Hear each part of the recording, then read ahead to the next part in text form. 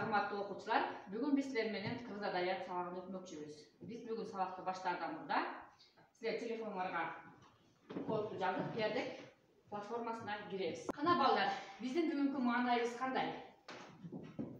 Белгилейбиз. Биздин баарыбыздын маанайыбыз эң сонун экен, Дайыма силердин маанайыңарды эң сонун болушун каалаймын. Анда эмесе биз бүгүнкү сабагыбызды баштайлык.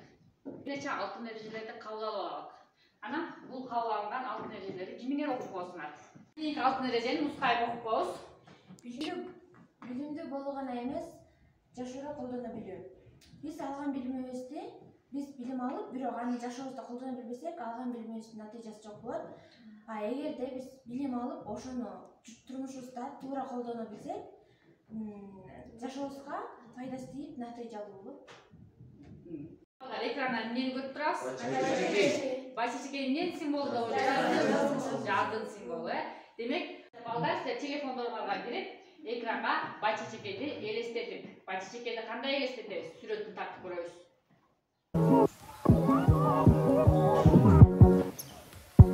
Темасы Мурза Гапаровдун байчечекей аңгемесин талкуулайбыз дагы, анын негизинде эссе жазууну үйрөнөбүз. Биздин бүгүнкү сабагыбыздын максаты аңгеменин мазмуну тууралуу кеңири маалымат алабыз. Алган маалыматтардан айыл менен шаарга таандык деталдарды таап, аларды талкуулайбыз. Гапаровдун аңгемесинин негизинде эссе жазабыз. Биздин бүгүнкү сабагыбыздын максаттары мына ушулар. Балдар, биз Мурза Гапаровдун байчечекей аңгемесинин аудиосун угабыз. Биз балдар чыгарманын темасын аныктоо таблицасын пайдаланып, таблица менен издеп чыгарманы талкуулайбыз.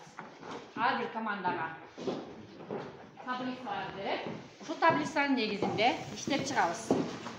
Таблицага биз кейипкерлер аркылуу сюжеттин берилиши, же болбосо чыгармадагы каармандарды жазабыз, алардын иш-аракеттерин бөлүп көрсөтөбүз.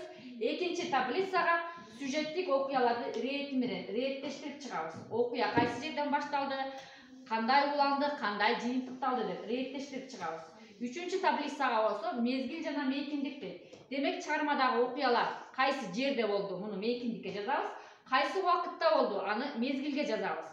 Төртүнчү таблица болсо чыгарманын тили.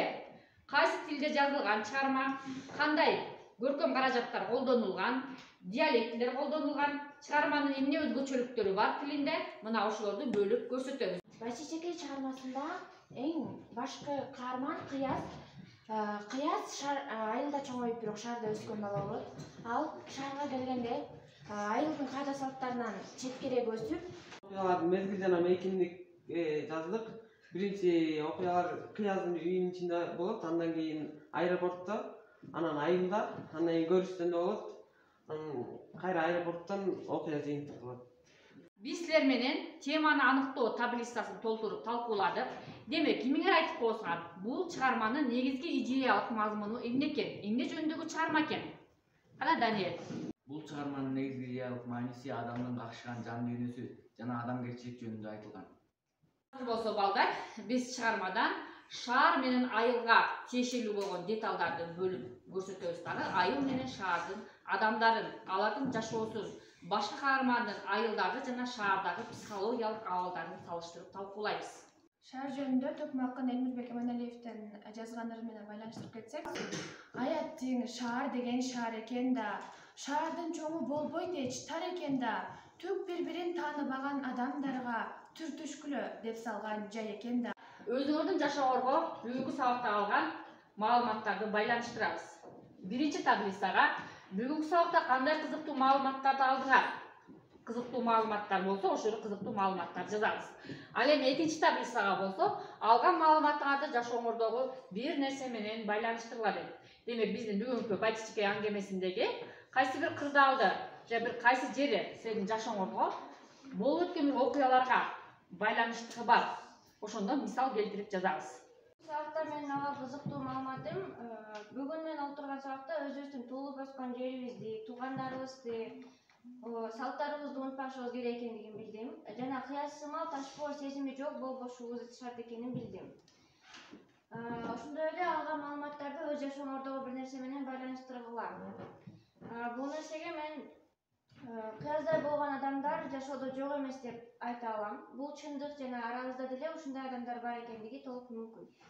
Ошол балдар биз чыгармадан алган маалыматтарыбызды пайдаланып, жазуу ишин жазабыз. Жазуу ишине экранда турган эрежелерди пайдаланып баштайбыз. Бүгүнкү сабак силерге жактыбы деген суроого жооп беребиз. Анан кимге кайсы белги жакса, ошол белгини белгилейбиз.